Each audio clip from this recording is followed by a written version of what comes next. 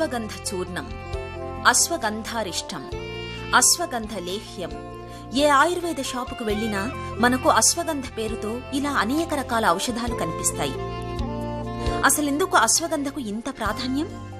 ఎందుకంటే అల్లోపతి వైద్యంలో పెన్సిలిన్ లాగే ఆయుర్వేద వైద్యంలో అశ్వగంధ అంత కీలకమైంది.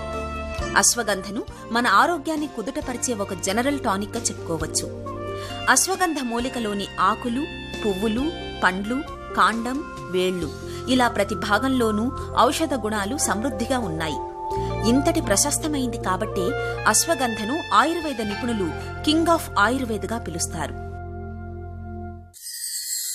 ఈ అశ్వగంధకి అంటే మిగతా మూలికలాగానే దీనికి కూడా ఏంటంటే వేర్లలో ఒక మంచి ఔషధ గుణాలు ఉంటాయి. వేర్లో ఉండేటువంటి గడ్డల్లో మంచి ఔషధ గుణాలు ఉంటాయి.